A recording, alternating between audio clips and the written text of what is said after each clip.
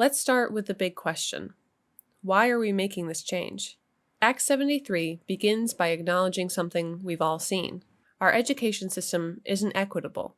It doesn't fully meet the needs of every student and our communities, and it's running with unsustainable cost increases.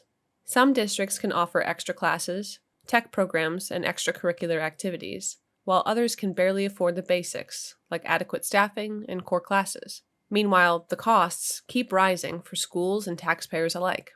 That's why this law calls for transformative changes to our education system, including how we fund our schools and the way we run them.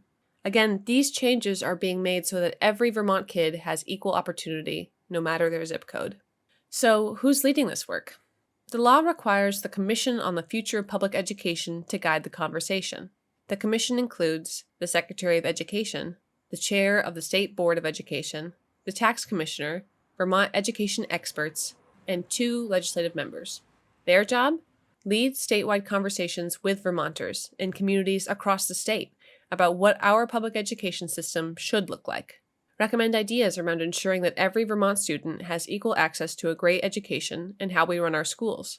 This is a critical piece of the work to help us involve as many voices as possible and lay the foundation for a successful transition. This isn't happening behind closed doors. It's a conversation with you in your communities across the state. If you want to learn more about the Commission or attend one of their meetings, please visit this website. Next, we have the newly created School Redistricting Task Force.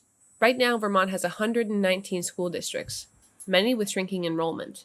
The task force, made up of former superintendents, school board members, school business managers, and legislators, will recommend new district maps to the Vermont legislature by December of this year. The overarching goal of the task force is focused on increasing learning opportunities by moving toward larger, more sustainable districts. The vision is to keep small elementary schools, create slightly larger middle schools, and more regional high schools with better shared resources. Finally, there's the School District Voting Ward Working Group. As districts change, keeping local voices, input, and representation will be critical.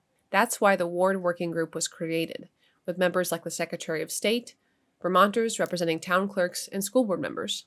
This group will propose voting wards to the Vermont legislature that make sure voters are represented fairly and equally across every town in these new districts. Importantly, education experts with experience teaching and running Vermont schools are leading this work.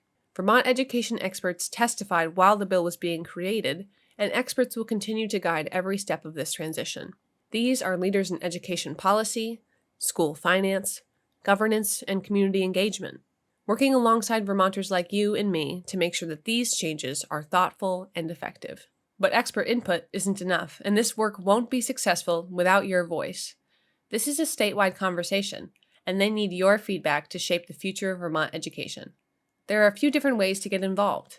You can email your thoughts on the district maps to the task force, and you can see the meeting schedule on their website.